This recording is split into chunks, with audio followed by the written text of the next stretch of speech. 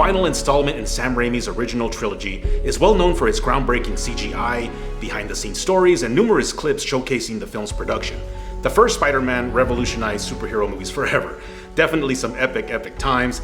Today and over the next several weeks, I am thrilled and so excited to share a unique perspective from a very special guest, Hollywood hairstylist and legend Emmanuel Miller. Emmanuel just released his memoir, The Kindest Cut: Intuitive Life Lessons Learned by a Hollywood Hairstylist, which I've read, loved. He worked directly with stars, Kirsten Dunst, James Franco, Elizabeth Banks, Thomas Hayden Church.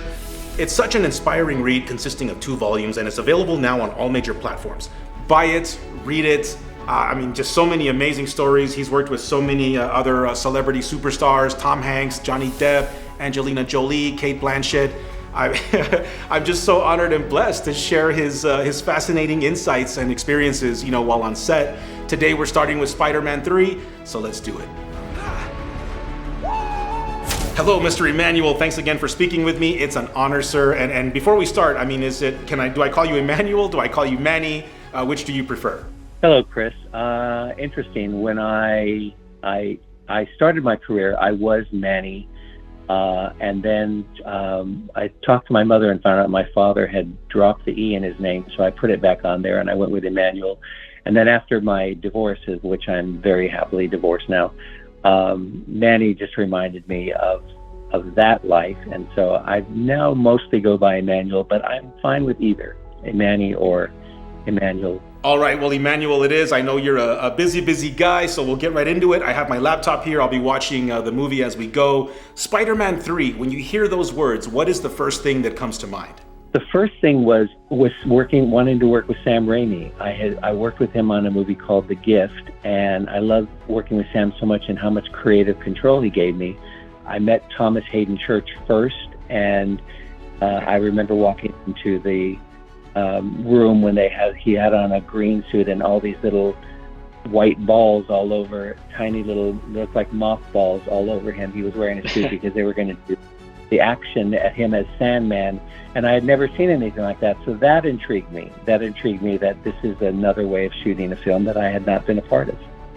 And what was Thomas like? He was obviously the veteran actor on this movie, right? But I knew him from the TV show Wings. Yes, and I did as well. And I was a big fan of Wings and the whole cast. And from the first time I met him, he complained about the green suit and it being itchy and uncomfortable to wear. And I didn't think anything of it. I thought, well, but he stayed consistent. I did like the guy. I did. I thought he was funny when he very dry sense of humor.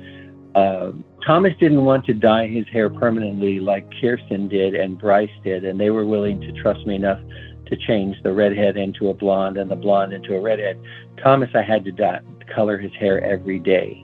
Every day I had to put in a red mousse color, but it was the complaining that I thought, enough of this. If you do watch the movie, when I watch it, I cringe a little bit because sometimes his hair was a little redder than it was, and that was because of the mousse, and sometimes it was a little lighter than that. So yes, I did notice the red, more present than in other scenes. But he still looked great, and hopefully wherever he is now, he sees it and reflects, differently. Because it was a really special time. Spider-Man really was the shift into CGI, the reinventing of the genre. And, I did see all 3 Spider-Mans in the theater. And that's the thing, you didn't have to be an actual Spider-Man fan. If you see my setup, I'm actually a Superman fan. But, back then, it wasn't about Spider-Man. It was, when you went to the movies, it was about just going to see the next big thing, the next big movie. That was my experience and, my world and the people around me. But going back to the red hair, the biggest shift I saw, or change I noticed was with Kirsten. In the first 2 movies, she had the red hair, but it was red. It was really vibrant. And I thought, they were going for what we saw in the animated series, because that's what we had in the early 90s. That was Spider-Man, up until the first Spider-Man in 2002. But in Spider-Man 3, I noticed it immediately. Her hair was very different, and to me it was better. It was natural. And when I really noticed it or felt it was in the hospital scene with Toby and James Franco.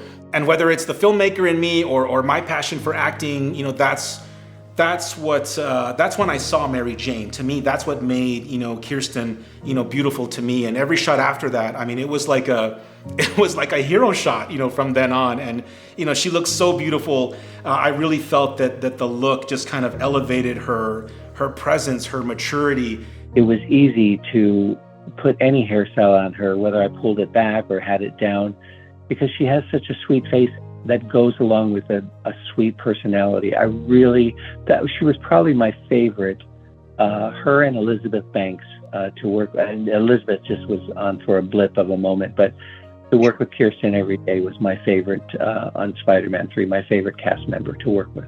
I told a story in my book that one day after shooting in New York, and we had shot the scene, and there were thousands of extras and probably the same amount of people watching us shoot in front of the City Hall in New York.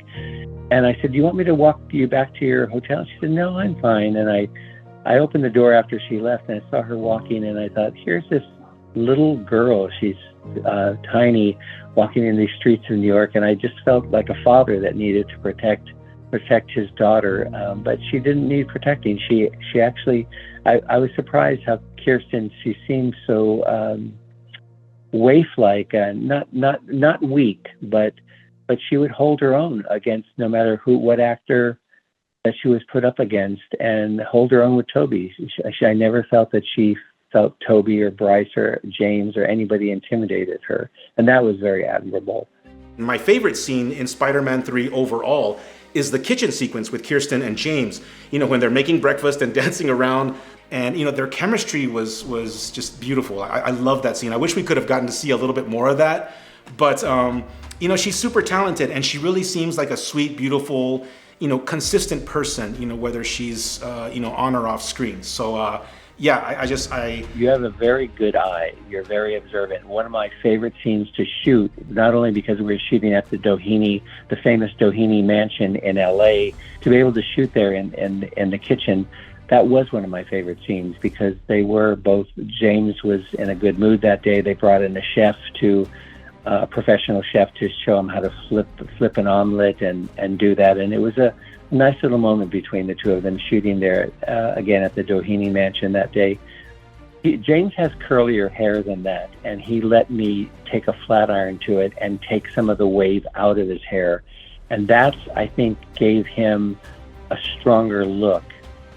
I don't want to come across like a bitchy or bitter sour grapes hairdresser, but when I saw Toby come out with that hairstyle that his hairdresser, and I won't mention his name, did his hair, and that was supposed to be the dark Toby, I would not have done his hair that way if I had been doing Toby's hair. Yeah, I mean, Toby is my favorite Spider-Man overall, but I wasn't a fan of dark Toby, the hair. I mean, it was different. It made him look younger, smaller, especially when he was around the other characters. And I don't know, I just felt as the hero of the movie, maybe something else would have been a little bit better.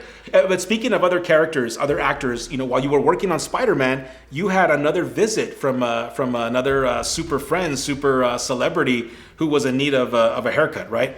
Yes, I didn't think it would turn into as big as it was, but on the Sony lot, there's the Overland Gate, which is, we were shooting, I forget which stage, but one of the bigger stages on Sony's lot. But Tom Hanks, sure enough, drove right on the lot, parked right outside the hair and makeup trailer, and came inside, got a haircut. We talked and gave each other a hug. See you later. He said, "I'm going to be stopping in New York on my way back from Greece." I loved having that. It was, I didn't know that the set was abuzz of that Tom Hanks had come to get a haircut.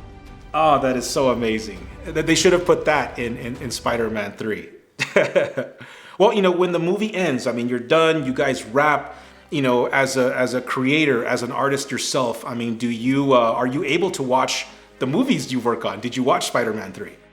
I did go see Spider-Man, and I was actually very happy with everyone's hair. I think like any true artist, you're critical of your work. You want it to be the best it can be. You want people to praise your work. You want people to be fulfilled. You believe in yourself and be good. Just be so good that they can't find anybody else Wow, this is so awesome. All of this is so inspiring, Mr. Emmanuel. Thank you so much for speaking with me. Well, I can't thank you enough, Chris. Thank you for taking an interest in my book. These stories, I promised myself when people for years, actors would tell me every now and then, you really should write a book. You have amazing stories. You can't work with the people you've worked with and not have stories, amazing stories. Thank you, Chris. It really is a must-read, whether you're a hairstylist, a makeup artist, an actor, whatever you do. If you have a dream, this book will inspire you, trust me. It's available now on Amazon, Book Soup, Book Baby, Barnes & Noble. I'll put the links in the description. Guys, as always, thank you so much for watching. Thank you for believing, and we'll see you soon. Cheers.